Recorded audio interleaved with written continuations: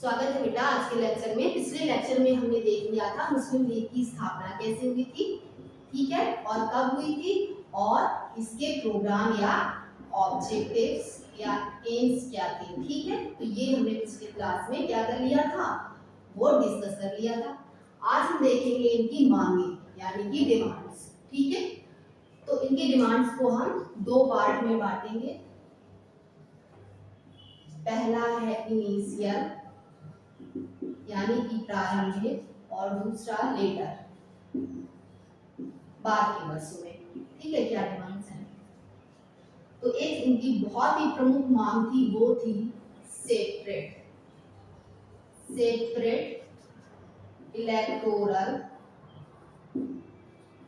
Electorate separate electorate for Muslims. इसका मतलब क्या होता है, इसको हिंदी में कहते हैं पृथक निर्वाचक मंडल। पृथक निर्वाचक मंडल इसका मतलब अभी हम देखेंगे, पहले हम इनकी मांगे लिख लेते हैं तीनों, ठीक है। दूसरा है reservation of seats in legislature and जो गवर्नमेंट जॉब्स हैं, क्या चाहिए इनको, सीटों का आरक्षण चाहिए। कहाँ पर, लेजिस्लेचर यानी कि विधानसभा में और सरकारी नौकरियों में मुस्लिमों के लिए, ठीक है। Reservation of seats for Muslims, okay, ठीक है। तीसरी उनकी जो एक प्रमुख मांग थी वो थी प्रोटेक्शन ऑफ जो मुस्लिम कल्चर एंड रिलीजन, उसकी सुरक्षा की जाए। Protection of Muslim culture and religion, ठीक है, कल्चर एंड रिलीजन इन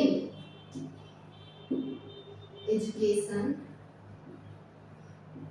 शिक्षा में और एडमिनिस्ट्रेशन में यानी कि प्रशासन में भी, ठीक है। मुस्लिमों के जो जो उनकी संस्कृति है और उनके धर्म से संबंधित मामले हैं उनकी भी सुरक्षा की जाए। तो ये जो है वो उनकी प्रारंभिक मांगे हैं।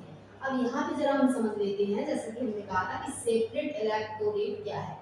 पृथक निर्वाचक मंडल का मतलब होता है बेटा कि अगर मान लीजिए विधानसभा के लिए कोई मुस्लिम कैंडिडेट खड़ा होगा तो उसके लिए सिर्फ मुस्लिम ही वोट करेंगे।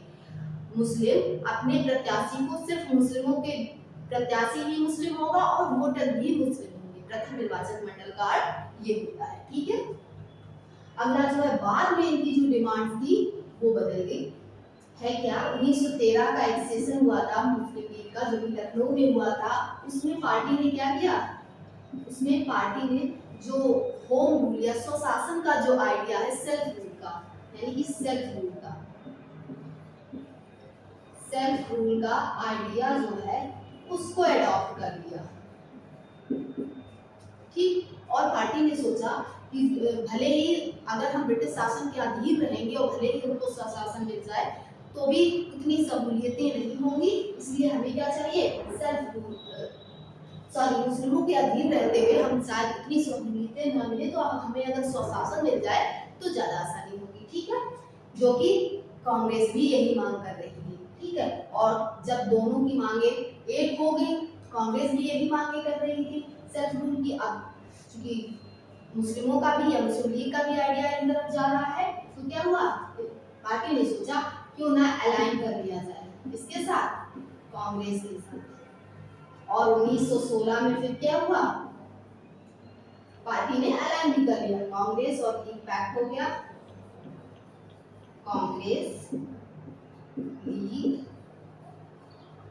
पैक्ट, कांग्रेस और लीग के बीच में समझौता हो गया, जिसे हम लखनऊ समझौता या लखनऊ पैक्ट के नाम से जानते हैं।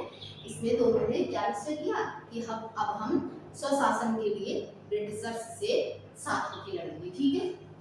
लेकिन बेटा 1930 के बाद 1930 के बाद जो है वो मुस्लिम लीग का जो एक नया आइडिया आया, वो उसने क्या किया, लीग ने ग्रेजुअली मूव करने लगे किसकी तरफ,